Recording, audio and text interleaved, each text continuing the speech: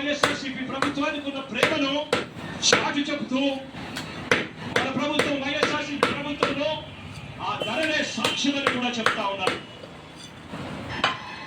కొత్తగా కనెక్షన్ ఇవ్వడం లేదు, ట్రాన్స్ఫార్మర్లు ఇవ్వడం లేదు. పవర్ ఫ్యాక్టర్ పేరుతో చంద్రబాబు నాయుడు గారు ఆక్వా రైతులను అన్యాయం చేస్తా ఉన్నాడు. మరోవైపులో ఇదే చంద్రబాబు నాయుడు గారు ఏం చేస్తా ఉన్నాడు అనంటే, ఇదే చంద్రబాబు నాయుడు గారు కోతల మీద కోతలు వేస్తా ఉన్నాడు. ట్రాన్స్ఫార్మర్లకు ఇచ్చేది 3 ఫేజ్ కరెంట్ కాకుండా కేవలం సింగిల్ ఫేజ్ కరెంట్ ఇచ్చి కోతల మీద కోతలు వేస్తూ రైతుగా చేస్తా ఉన్నాడు చంద్రబాబు నాయుడు గారు. ఈ రోజు రైతాంగం జనరేటర్లు పెట్టుకొని ఈ రోజు ఆక్వా సాగు చేయాల్సిన పరిస్థితిలో ఈ రోజు రైతాంగం ఉంది. నేను అడుగుతా ఉన్నాను, జనరేటర్లకు పెట్టుకొని ఆక్వా రైతులు సాగు చేయాలి అంటే ఇది సాధ్యమయ్యేదా అని అడుగుతా ఉన్నాను.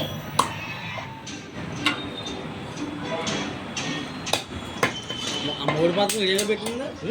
మూడు పాత్రలు పెట్టాక కాపీ చేసి అదే అమౌంట్ పెంచడం అంతే, 15,000 కోసం అని చెప్పి ఏకంగా 35 ఆక్వా ప్రాంతాలలో ఇంటిగ్రేటెడ్ ల్యాబ్లు మనం తీసుకొచ్చి పెట్టాం. అంతేకాకుండా ఏకంగా 782 ఆక్వా 782 ఏకంగా ఫిషరీస్ అసిస్టెంట్లను అంటే ఫిషరీస్ డిగ్రీ పట్టభద్రులను తీసుకొని వచ్చి 782 ఆర్మీకేలను వీళ్ళను నియామకం చేశాం. ఆర్మీకేల చేత, ఈ పట్టభద్రుల చేత, ఈ ఆక్వా ల్యాబుల చేత ప్రతి రైతాంగాన్ని చేయి పట్టుకుని నడిపించే కార్యక్రమం చేశాం.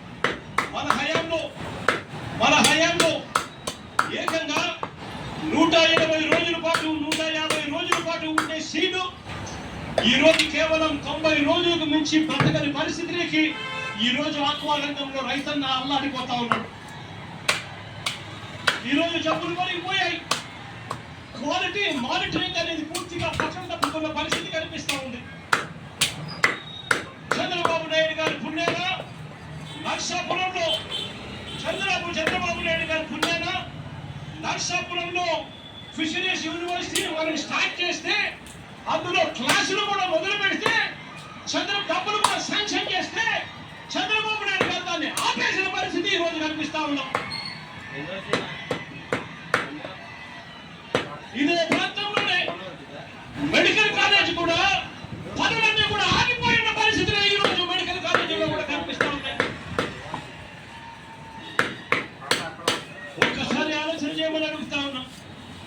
మనసున్న పాలకుడు ఉంటే, రైతాంగం పట్ల నిజమైన ప్రేమ చూపించే పాలకుడు ఉంటే, మన హయాంలో వైఎస్ఆర్సీపీ ప్రభుత్వ హయాంలో చేపలు రొయ్యల ప్రొడక్షన్, చేపలు రొయ్యల ఉత్పత్తులు చంద్రబాబు నాయుడు గారి హయాంలో 39 లక్షల టన్నులు ఉంటే, వైఎస్ఆర్సీపీ ప్రభుత్వ హయాంలో అవి ఏకంగా 51 లక్షల టన్నులు పెరిగాయని చెప్పి కూడా